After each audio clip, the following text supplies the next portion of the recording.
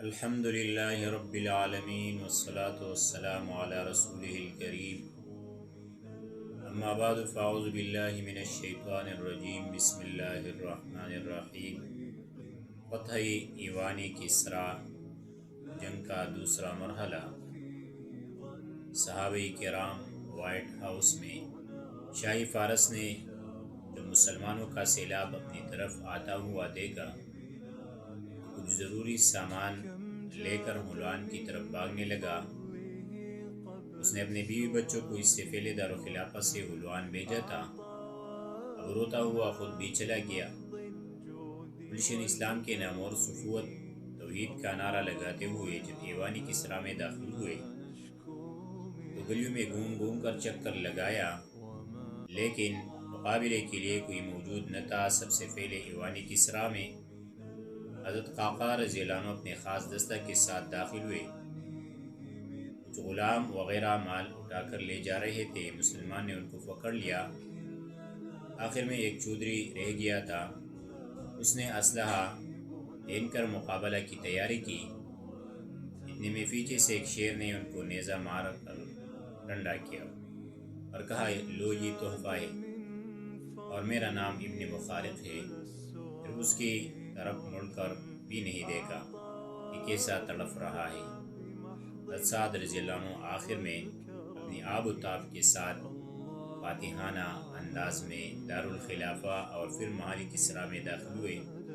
آپ کی زبان پر یہ آیت تھی، وَأَوْرَثْنَاهَا قَوْمًا آخَرِينَ، یعنی ہم نے دوسرے قوم کو اس کا وارث بنا دیا۔ آپ نے اپنے گھوڑے سے محل کسریٰ میں اتر کر 8 رکعت نماز فتح ادا کی اور پھر محل کسریٰ کو جامع مسجد میں تبدیل کیا۔ آپ نے قیام کی نیت کر کے نماز مکمل پڑھنی شروع کی اور پھر اسی جگہ پر جمعہ پڑھایا۔ یہ تاریخ کا پہلا جمعہ ہے جو مدائن دارالخلافہ میں قائم ہوا۔ 3 دن کے بعد حضرت سعد رضی اللہ عنہ قصر ابیض وائٹ ہاؤس منتقل ہو گئے۔ یہ ایسا ہی خاص محل تھا جس طرح آج کل امریکہ میں وائٹ ہاؤس ہے۔ اللہ تعالیٰ آج کے مسلمانوں کو بھی جہاد کے لیے بیدار فرمائے تاکہ اس وائٹ ہاؤس میں داخل ہو کر آذان دے۔ بہرحال کسریٰ ساسان کا خاتمہ ہوا، اسلام کا کلمہ بلند ہوا اور کفر پھٹ اور مٹ گیا۔ سچ ہے، من عہد عاد کان معروفا لنا اسر الملوک وقتلها وقتالها، بادشاہوں سے لڑنا، انہیں قید و قتل کرنا زمانے قدیم سے ہمارے جانے پہچانے کارنامے۔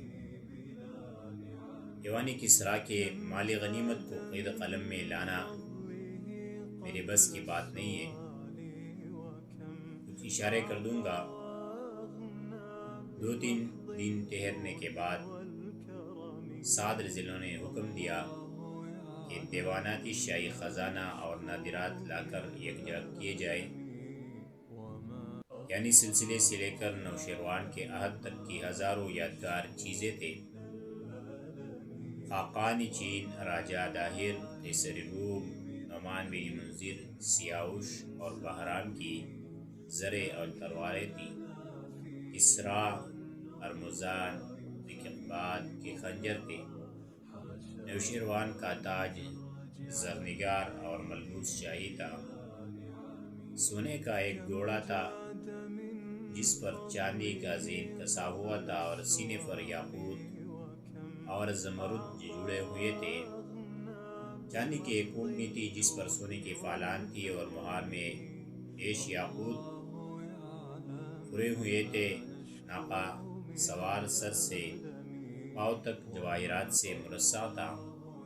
سب سے عجیب و غریب ایک فرش تھا جس کو ایرانی بہار کے نام سے پکارتے تھے۔ یہ فرش اس غرض سے تیار کیا گیا تھا کہ جب بہار کا موسم نکل جاتا تھا تو اس پر بیٹھ کر شراب پیتے تھے۔ اس رعایت سے اس میں بہار کے تمام سامان مہیا کیے گئے۔ بیچ میں سبزے کا چمن تھا، چاروں طرف سے جدولے تھے، ہر قسم کے درخت اور درختوں میں شگوفے اور پھول پھلتے۔ قرئی کے جو کچھ تھا جواہرات کا تھا، یعنی سونے کی زمین، زمرد کا سبزہ، اخراج کی جدولے، سونے چاندی کے درخت، حریر کے پتے، جواہرات کے پھل تھے۔ یہ تمام سامان فوج کی عام غارت گری میں ہاتھ آیا تھا، لیکن اہلی فوج ایسے راست باز اور دیانتدار تھے کہ جس نے جو چیز پائی تھی ایجنسی لا کر افسر کے پاس حاضر کر دی۔ چنانچہ سب سامان لا کر سچا گیا اور دور دور تک میدان جگمگا اٹھا تو خود سعد رضی اللہ عنہ کو حیرت ہوئی۔ بار بار تعجب کرتے اور کہتے تھے کہ جن لوگوں نے ان نادرات کو ہاتھ نہیں لگایا بے شبہ انتہا کے دیانتدار ہیں۔ مال غنیمت حسب قاعدہ تقسیم و کرفان کا حصہ دربار خلافت میں بھیجا گیا۔ فرش اور قدیم یادگاریں ایجنسی بھیجی گئی کہ اہل عرب ایرانیوں کے جاہ و جلال اور اسلام کی فتح و استقبال کا تماشا دیکھیں۔ عمر کے سامنے جب یہ سامان چنے گئے تو ان کو بھی فوج کی دیانت اور استعانت پر حیرت ہوئی۔ محلم نامی مدینہ میں ایک شخص تھا جو نہایت موزوں قامت اور خوبصورت تھا۔ حضرت عمر رضی اللہ عنہ نے حکم دیا کہ نوشیروان کی ملبوسات ان کو پہنائے۔ یہ ملبوسات مختلف حالتوں کے تھے، سواری کا جدا، دربار کا جشن کا جدا، تہنیت کا جدا۔ چنانچہ باری باری تمام ملبوسات ملک کو پہنائے گئے۔ جب ملبوس خاص اور تاج سرنگاہ پہنا تو تماشائیوں کی آنکھیں خیرہ ہو گئی اور دیر تک لوگ حیرت سے تکتے رہے۔ فرش کی نسبت لوگوں کی رائے تھی کہ تقسیم نہ کیا جائے۔ خود حضرت عمر رضی اللہ عنہ کا بھی یہی منشا تھا، لیکن حضرت علی رضی اللہ عنہ کی اصرار سے اس بہار پر بھی خزان آئی اور دولت ہی نوشیروانی کے مرقع کے فرزے اڑ گئے۔ سعد رضی اللہ عنہ نے عمرو بن مقرن کو مال غنیمت پر نگران مقرر کیا اور عام حکم دیا کہ جہاں جہاں کوئی چیز کسی کو مل جائے وہ عمر کے پاس لا کر جمع کرا دے۔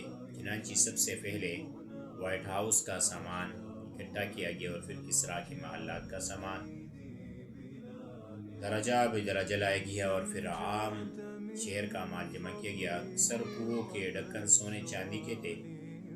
کچھ لوگ قیمتی سامان خچر فلات کر لے جانے کی کوشش کر رہے تھے۔ اہل اسلام کے بعض کمانڈر ان کا تعاقب کیا اور سب کچھ چھین کر واپس لے آئے۔ بعض جگہ ان لوگوں نے مقابلہ کیا لیکن ناکام ہوئے۔ ایک مقام پر حضرت قعقاع رضی اللہ عنہ نے ایک شاہ سوار کا پیچھا کیا۔ اس نے مڑ کر تیر برسانے شروع کیے۔ اب عام مسلمان رک گئے کیونکہ وہ بہت زیادہ تیر برسا رہا تھا، لیکن حضرت قعقاع رضی اللہ عنہ نے فرمایا، اے ذلیل کتے، اب میرے مقابلے کے لیے ٹھہر جا۔ آپ نے ان کے نیزہ مار کر ڈھیر کر دیا۔ سامان کو دیکھا تو اس میں 2 صندوق تھے۔ ایک صندوق میں 5 تلواریں اور دوسرے میں بھی 5 تلواریں تھیں جن کو سونے کا پانی دیا گیا تھا۔ اس میں کسریٰ کے زر تاج اور دیگر بادشاہوں کا اسلحہ سامان تھا۔ ہاشم رضی اللہ عنہ نے بھی ان بھاگے ہوئے لوگوں پر حملہ کر دیا۔ ان میں ایک دستہ جو ہر قسم کے اسلحہ سے لیس تھا اور وہ ایک ہودج کی حفاظت میں جان کی بازی لگا رہے تھے۔ ہاشم رضی اللہ عنہ نے اپنے ساتھیوں کے ساتھ ان پر حملہ کیا۔ وہ بھاگ گئے اور سواری کا شاہ سوار قید ہو گیا۔ دیکھا تو بادشاہ یزدجر کی بیٹی شہران یا شیرین بانو تھی۔ بادشاہ کی بیٹی حضرت سعد رضی اللہ عنہ کے سامنے لائی گئی۔ وہ اپنی آیت پڑھی، قل اللہم مالک الملک تؤتی الملک من تشاء وتنزع الملک ممن تشاء وتعز من تشاء وتذل من تشاء بیدک الخیر انک علی کل شیء قدیر۔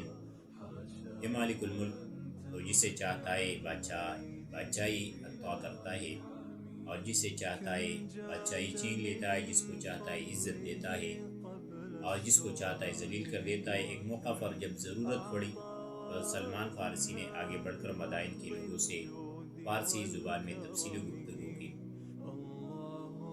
اس کے بعد سعد رضی اللہ عنہ نے مال غنیمت مجاہدین پر تقسیم کیا تو فی مجاہد کے 12,000 دینار حصے میں آئے۔ آپ نے 5واں حصہ مدینہ منورہ روانہ کیا اور اسی میں کسریٰ یزدجر کی بیٹی شیرین بانو بھی تھی۔ حضرت سعد رضی اللہ عنہ نے حضرت عمر رضی اللہ عنہ کے نام ایک خط لکھا اور علاقے کا پورا نقشہ پیش کیا۔ حضرت عمر رضی اللہ عنہ نے مدینہ منورہ میں مال غنیمت تقسیم کیا اور وہ فرش بھی ٹکڑے ٹکڑے کر کے تقسیم کیا۔ جس شخص کا جو ٹکڑا ملا فروخت کے بعد 20,000 دینار کا نکلا۔ اس طرح ہر شخص کو صرف فرش کے حصے میں سے 20,000 دینار ملے۔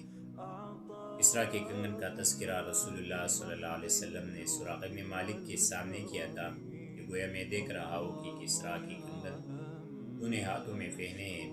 جب حضرت عمر فاروق رضی اللہ عنہ کے سامنے یہ کنگن آئے تو آپ نے سراقہ کو بلایا اور کنگن اس کو پہنا دیے اور پھر فرمایا کہ اللہ اکبر کا نعرہ لگاؤ۔ چنانچہ سراقہ نے اللہ اکبر کا نعرہ لگایا۔ حضرت عمر رضی اللہ عنہ نے فرمایا سب تعریفیں اس اللہ کی ہے جس نے یہ دونوں کنگن کسریٰ بن ہرمز سے چھین لیے اور سراقہ بن مالک کو پہنا دیے، جو بنی بدلج کا ایک گوار آدمی ہے۔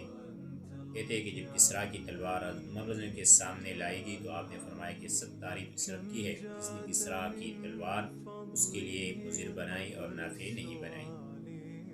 اس کے بعد کسریٰ کی بیٹی شیریں بانو لائی گئی۔ حضرت عمر رضی اللہ عنہ کے حکم سے اس کے زیورات اتارنے کی کوشش کی گئی، لیکن اس نے اپنے زیورات کے قریب کسی کو آنے نہ دیا اور روتی رہی۔ وہ ہر قسم کی زیورات سے لدی ہوئی تھی۔ تب حضرت عمر نے ارادہ کیا کہ یہ کسی کو دے دی جائے۔ وہ لڑکی حضرت حسین رضی اللہ عنہ کی طرف بار بار دیکھتی تھی۔ حضرت عمر رضی اللہ عنہ بطور تحفہ حضرت حسین رضی اللہ عنہ کو دے دی، جو آپ رضی اللہ عنہ کی بیوی ہو گئی۔ رسول اللہ صلی اللہ علیہ وسلم کی پیشن گوئی پوری ہوئی کہ قیصر و کسریٰ کے خزانے میری امت کے ہاتھ آ جائے گی۔ اس طرح سلطنت کسریٰ پاش پاش ہوئی، حق آیا اور باطل مٹ گیا۔ اللہ تعالیٰ کا کلمہ بلند ہوا اور کفر کی آواز دب گئی۔ اللہ کی زمین اللہ کی ہو گئی۔ سچ ہے خلق اللہ للحروب رجالا و رجالا لقصد و سریری، یعنی اللہ تعالیٰ بعض لوگوں کو جہاد کے لیے پیدا فرماتے ہیں اور بعض کو سرید اور قرمے کھانے کے لیے۔ میرے محترم سامعین، صحابہ کرام کی جرأت و عظمت و عالی شان ہمتوں کا کچھ اندازہ آپ کو ان ہولناک معرکوں سے ہوا ہوگا۔ اس سے ہم کم از کم یہ سبق تو حاصل کریں گے کہ صحابہ کرام انسانیت، شجاعت، عبادت، ریاضت اور دنیاوی امور کی مہارت میں اپنی نظیر آواف تھے۔ اکثر لوگوں کا خیال ہوگا کہ بس صحابہ کرام نے تو زندگی صرف اس طرح گزاری ہے کہ لوگ ان کو گالیاں دیا کرتے تھے، وہ خاموش ہو جایا کرتے، ان کو مارتے تھے، وہ آسمان کی طرف نگاہ اٹھا کر کہتے تھے کہ باری الہ ہم تو کمزور ہیں، ہم میں استعداد نہیں، تو خود اس سے نمٹ لے۔ یہ ہر طرف سے ان کو پیٹا جاتا تھا اور وہ فکری صبر بن کر لاجواب ہو کر فخر کرتے تھے۔ ان معرکوں سے آپ اندازہ لگائیں کہ صحابہ کی شان کیا تھی۔ اشداء علی الکفار کی صفت کس طرح پھوٹ پھوٹ کر ان میں بری گئی تھی۔ سچ ہے ہم الجبال فسل عنہم مصارمہم ماذا رأى منہم فی کل مستدل۔ صحابہ ہمت و عظمت کے پہاڑ تھے، ذرا ان کفار سے معلوم کرو کہ ہر معرکے میں انہوں نے کیا دیکھا۔ یہ تھا فتحی ایوانی کسریٰ۔ سبحان ربک رب العزت عما یصفون وسلام علی المرسلین۔